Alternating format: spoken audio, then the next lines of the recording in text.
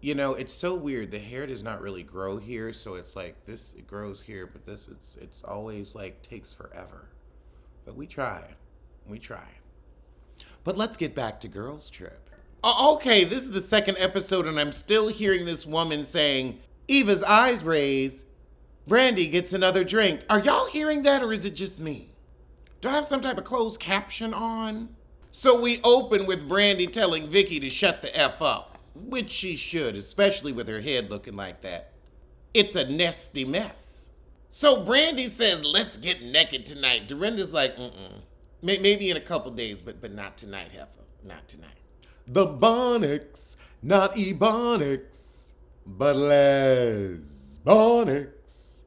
Dorinda said, Brandy, tonight you're going to get a good night's sleep. Brandy said, on the pull-out couch? Lord, you done offended Dorinda's house child. You can't offend Bluestone Manor. You can talk about a whole lot with Dorinda, but don't you say nothing bad about Bluestone Manor.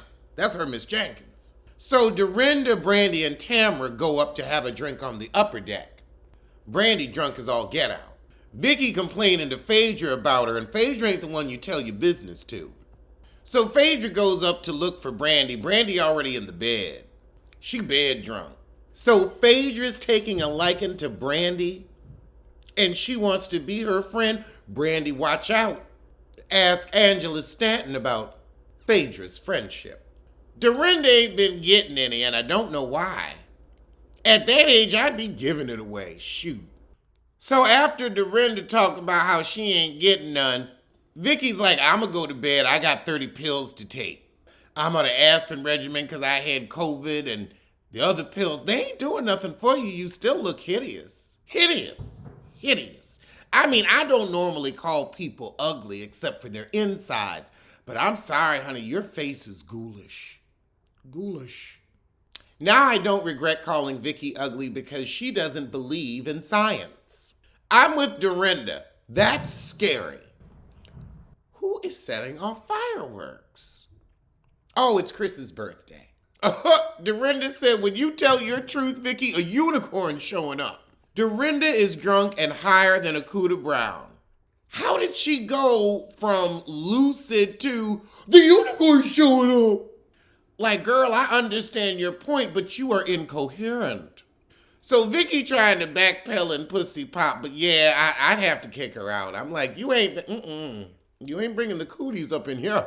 So after that, we all go to bed, and this was just day one. And we already I made it nice, Dorinda. Eva, you better pose in these confessionals. So Dorinda goes to bed. Tamara, Phaedra, and Eva are all hanging out with Vicky, telling her she needs some dick and a shot. So while Brandy is making nice with Dorinda, and they're bonding over their alcoholic ways, Vicky is complaining to Tamara and Taylor about Brandy and how she doesn't want to make up with her. Vicky, you look 700, but you act like a 7-year-old. I'd rather look like a pump, but feel like a sneaker. Taylor's like, I tried to tell you Heifer was crazy. So Dorinda's like, Brandy, you know, you was a little hard on Taylor and her dead husband. Acting like it was your dead husband. Crone Gunvalson says she's not going to accept Brandy's apology while Dorinda's amping Brandy up to give her one. Oh, I figured out that woman was a closed caption. She overtalked the show, but I kind of miss her now. So at breakfast, Dorinda gives everybody chill pill necklaces since we're having a sound bath today. You know, white people will get in a sound bath before they'll get in a real bath. Does a sound bath get the legs? Let me know. Let me know. After breakfast, Brandy apologizes to Taylor, and she's like, oh, you phony. Taylor is very confused as to why Brandy's apologizing, and she don't even know why she's apologizing. But she's like, okay, girl, I accept. I accept. And everyone goes out for manis and petties. Taylor and Eva really seem to be hitting it off, which is nice. But I just wonder how Phaedra gonna use Brandy. Other than for a plot line. Oh, goodness, we got a surprise guest? Oh, this is Jill Zarin? So everybody's like, hi. Half of us don't know you. How long were you on New York? Eva said, I thought you were the drinks. So Dorinda sends Jill upstairs with her stuff after she starts whining about, girl, do you need a rolling rack? But then we head on over to Phaedra, Eva, and Taylor's camel toe. Her face is long enough to qualify for camel, I'll give you that. You know, I gotta agree with Dorinda. She is walking QVC. All right, it's sound bath time. I'm gonna do a 10-minute sound bath after them and tell you how I feel. They got them on YouTube. This seems like a really nice sound bath. I don't know why Vicky's complaining. Yes, I do, because she's a crone, and it's good energy, and she can't stand that. After the crone's complaints about the sound bath, we all go get ice cream. Dorinda, why are you asking for samples? It's not like you're paying for it. It's on your property. You didn't pay for all of it. Well, Bravo paid for all of it. So upstairs, Vicky's crying in her room, and Tamra's trying to comfort her. Dorinda comes in braving the cooties, and Dorinda's like, okay, you said you was happy in the relationship, but he hasn't had sex with you in 13 months, and you don't think he got another woman in Mexico? I'm gonna let you stupid on your own. Outside, Eva and Taylor are bonding over bad relationships. But it's 5:15 p.m., dinner on the first night. I think we're actually going out. Oh, it's spirit night. So we go into Bedford Mansion, which was an old Morgan mansion. So the spirit of Sonia's desperation is already in the air. Oh, what are they having? House-made ricotta with fresh tomato basil. What did I make? Ricotta with tomato and Italian seasoning. Great minds think alike. I will say, Phaedra, with this blonde bob and this black suit, you look good, girl. You look good. This is a look, it really works for you. It's a good suit. Could you send that to Candy so she could look expensive for a change? So the lady who runs Bedford Mansion is telling them about the ghost. You know, you might smell some perfume, might feel a little tap on your shoulder. So we sit down to get our readings. Everybody's drinking their coffee. And there's a little chitter-chatty, but then Brandy just starts talking. Vicky and Dorinda are like, girl, can you be quiet or go out in the hall and talk? Because we trying to get the energy right. However, Brandy was talking to Eva, and Eva's like, well, wait, nobody's yelling at me, but they're yelling at her. Eva, you probably were quiet. Brandy was loud and drunk. Brandy was also trying to pull focus. So now we head over to dinner in the next room, and it is beautifully set up. I could smell those flowers through the screen. So Brandy has asked one of the guys that worked there if his wife, the chef, is a lesbian. Some people have no couth. No couth. And Brandy, why are you throwing your fanny at everyone like it's a frisbee? So now Brandy and Eva come to the table from their readings, and Brandy's 3 sheets to the wind. I don't want to fight with you, and I told her I was sorry. Dorinda's like, I know, I just don't want you to be mean to my friend. Tamra said, you know, Brandy, sometimes you just need to shut the fuck up. And she's right. Tamra Judge is correct on this one. Her hair is wrong, but the point is correct.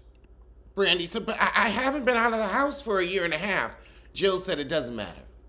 So Brandy says, okay, well, let's go around the table and ask each other about our Housewives seasons. Phaedra said, I ain't really here to answer them questions.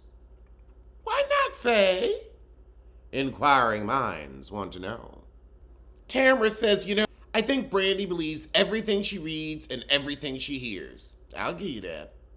Brandy says, Tamra, shut the F up. Vicky's like, ooh. But Tamra just told Brandy to shut the F up. Tamra snaps right back, you shut the F up.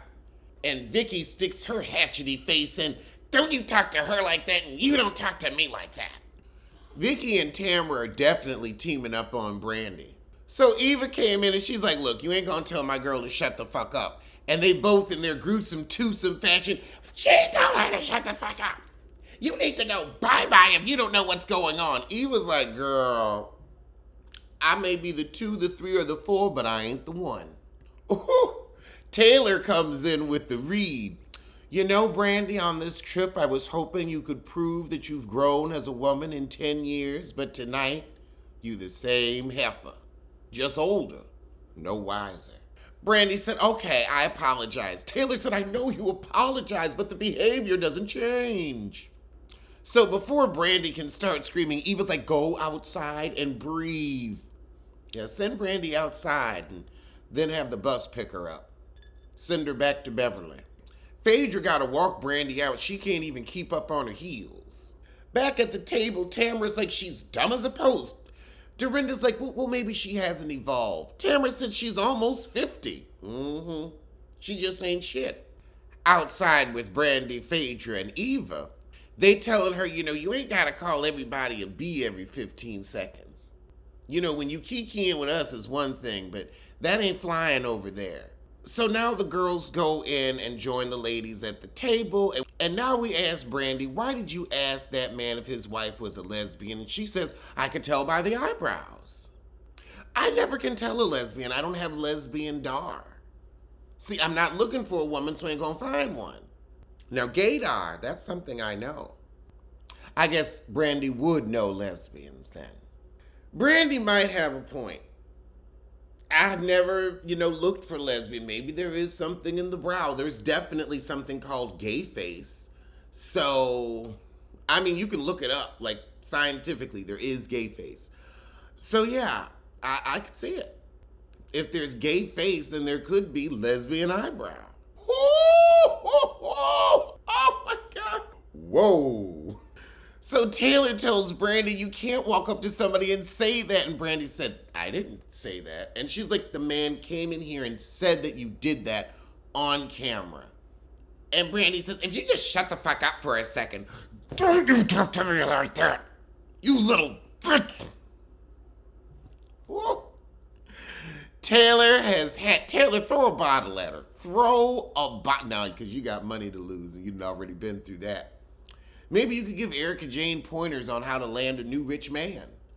Actually, before you give her those pointers, could you give them to me? Taylor is yelling at you because you have been yelling at her for years. Taylor is giving you some pent-up frustration. Don't sit there like you ain't done nothing. You just told this woman to shut the F up. Phaedra is right. Her and Eva are the same ones. The California girls are the ones with like the old pin-up drama. This is good. I like that Eva and Phaedra are like the voice of reason. They getting along with everybody. And two, nobody's really trying it with them. I know Phaedra has some good rehearsed reads ready. Because you don't want her to tell you about how you've been peddling through sperm banks.